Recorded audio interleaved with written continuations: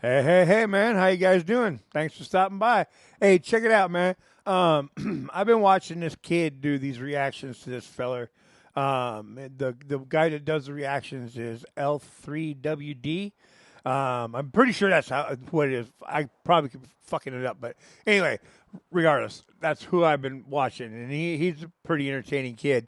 His mom, he has his mom and his sister on doing reactions with him sometimes too. It's pretty fun, man. They're a pretty cool group.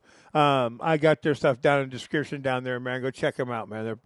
He's actually a pretty entertaining little youngster, man. But he reacts to this dude from Beyond the Pond. That's the name of his channel, the guy's channel. And the dude's hilarious, man. I was just watching a thing about words that Brits say different or have different meanings between the Brits and us. And this one was actually in the suggestions after the video. And I was like, fuck yeah, dude, let's do this with the folks, man. You know what I mean? This guy's pretty funny. So let's check it out. Here we go. All right, man, this is 5 summer traditions only encountered after moving to America. So, what are some of your summer traditions? Like, me, I like to plant flower gardens, man. I like to plant flowers and have flowers growing all over the yard. I like to try and grow vegetables. I had a really good vegetable garden for like 2 years and then just fucked it off.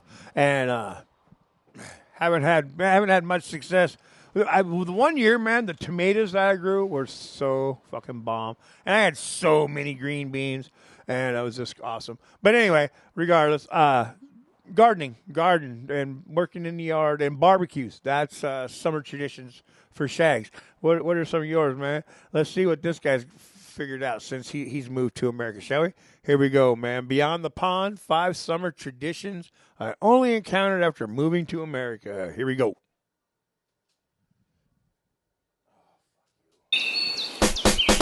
Summertime has come to the Northern Hemisphere, and back when I lived in England, this came with barbecues, donkey rides at the beach, and 99 flakes.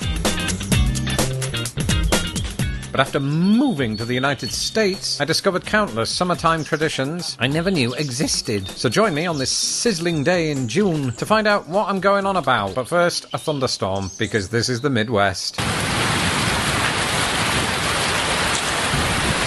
Yesterday's downpour got me thinking about another liquid-based phenomenon that Americans experience at this time of year: swimming pools. This is particularly true in the sense of pool parties. And these are like regular parties, just with lots of scantily clad people. So a lot like regular parties. That was a joke, Mum. But pool parties aren't really a thing in England, and you might be thinking, ooh, Lawrence, why's that? Is it because you don't have swimming pools in the UK? Of course we do. Do you think my childhood badges just earned themselves? No, it's just that outdoor residential swimming pools are a bit harder to come by. After all, most of us just don't have the yard space, or the weather, or the money. But on that last point, I've learned that Americans have a cheat code. You see, when I saw these things in movies, I used to think that pool parties were reserved for rich people. But here's something that you might not know about me. Back when I was making just above the US minimum wage, I lived at not 1, but 2 different apartment complexes that threw pool parties. Unfortunately, this was from a time before I documented every second of my life, so there's no actual footage of me in my swimming trunks. However, ChatGPT incorrectly thinks that I probably look like this, and that I somehow invited Uncle Toby, my wife's cousin Chad, Chainsaw Jim, and Suburban Sue. All I remember is this obnoxious drunk who thought it would be funny to do a cannonball right in front of me. His parents grounded him soon after that. It's not uncommon during a walk with the puppies. What doing, Heidi? That I turned toward a street only to be blocked off by the words "road closed." Such restrictions span 1 block and contain a bouncy castle, several humans, and 5 screaming kids. But to the extent that block parties do exist in Britain, Brits are more likely to call them street parties because block in this sense still hasn't caught on in Britain. Furthermore, British street parties are usually reserved for major royal landmarks or the end of your average world war. In America, they're reserved for Saturdays. And this country is home to all kinds of block parties, like the hip-hop variety that emerged in the 70s to a basic community cookout. In fact, one year, my wife and I accidentally gate-crashed an Ed Sheeran tribute act. Don't look at me like that. He was blocking access to Kroger, which really makes you rethink the meaning of block party. In a few short days, the United States celebrates its 249th birthday, and I used to think that for its age it looked quite good, until I realised that this is probably due to all of the Botox. Either way, one thing that you can count on at this time of... Hold up. I was thinking about block parties. I got lost in my brain. Fucking, when we were kids, man, we lived in this little neighborhood. And, we lived on this corner. We have friends that lived directly across the street on that corner. The people that lived over, it was us, and then it was, God, I don't remember their name. And then it was Kim and Greg, and then it was Ron and Tina, and then it was Jake and Shannon and Teresa, and then it was Scott and Brenda. All right there in one little cul-de-sac, and it was all of us. And we used to all hang out together. We'd tap kegs at the end of the block, at the end of the cul-de-sac, and stand out there and be drinking. Police would pull in. We'd all pew like cockroaches from light. Yeah, that's what my brain. He was talking about block parties, and I was just like, God damn, man. I just was floating through my head. I was like, wow, fuck, man. We used to do that shit a lot. But yeah.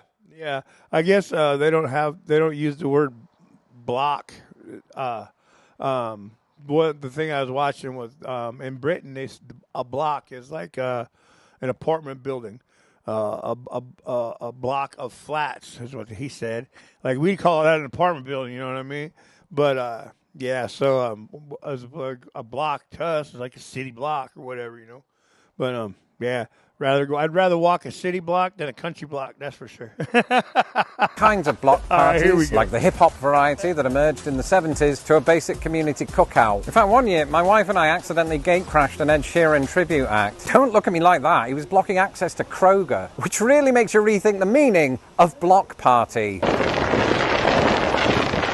In a few short days, the United States celebrates its 249th birthday, and I used to think that for its age it looked quite good, until I realised that this is probably due to all of the Botox. Either way, one thing that you can count on at this time of year is our 4th of July parades.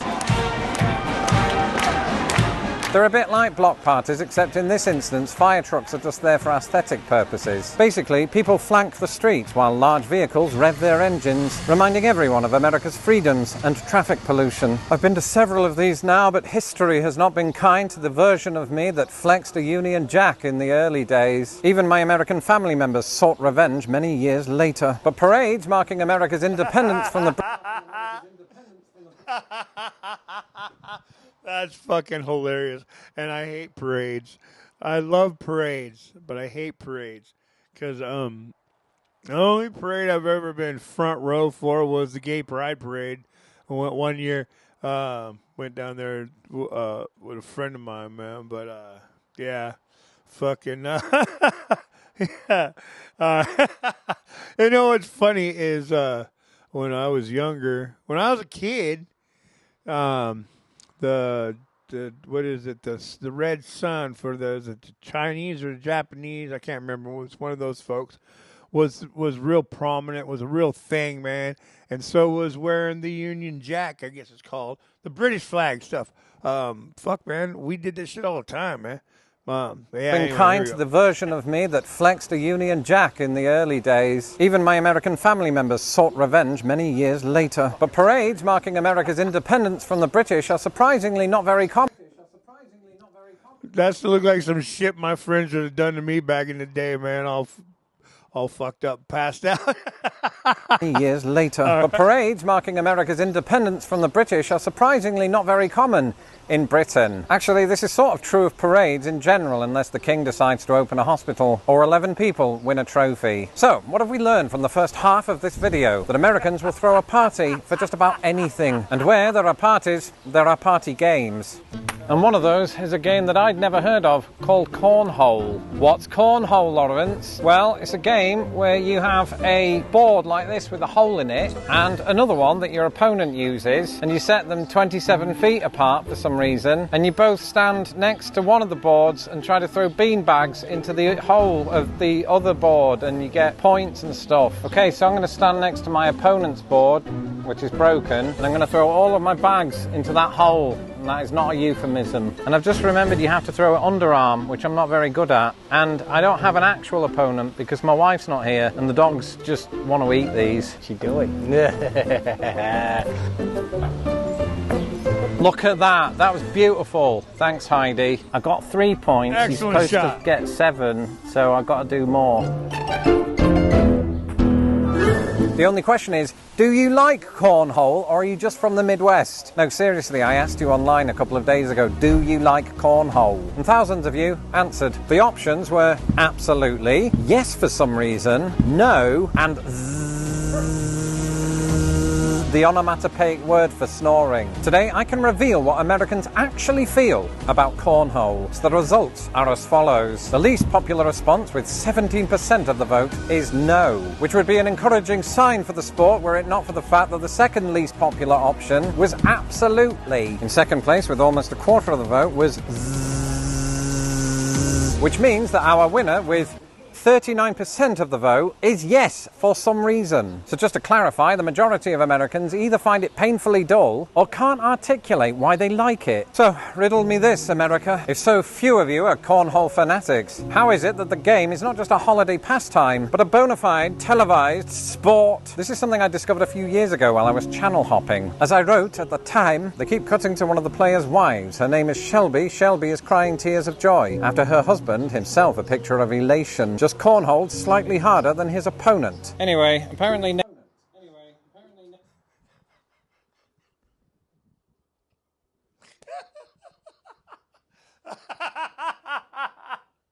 I myself have never fucking played cornhole in my life. Just never. You know what? Maybe I have. I was really drunk, maybe at the bar or something, but not that I can ever fucking remember. Not like on a regular thing, maybe a one-time thing. I honestly don't think I've done it.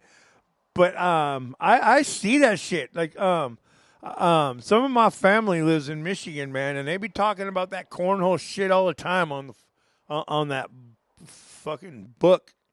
But yeah. Yeah, just cornhole slightly harder than his opponent. That's self a picture of elation. Just cornholed slightly harder than his opponent. Anyway, apparently nature really doesn't want me to play cornhole because we're having to abandon this shoot once again for thunder. Cut.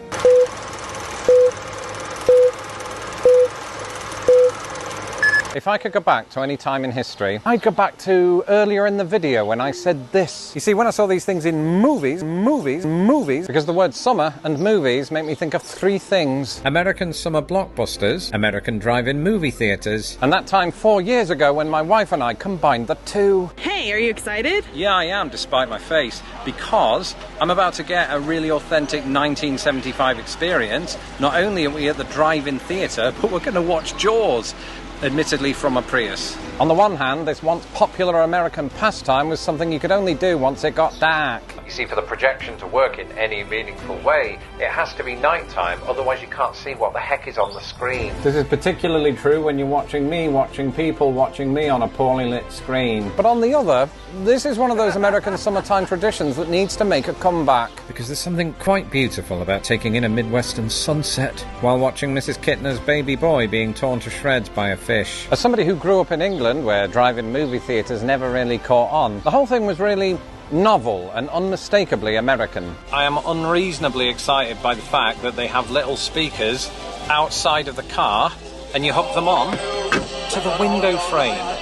The experience was so enjoyable, I danced for the first time since 1987. In all, I actually really enjoyed the entire experience. She made me do this. And if I could bring back drive-in theatres en masse using my YouTube sensation powers, I would do it in a heartbeat. And one thing that I'm going to make you do is watch 7 American things that shocked me as a Brit. Until the next video, goodbye. Okay, that's it for now.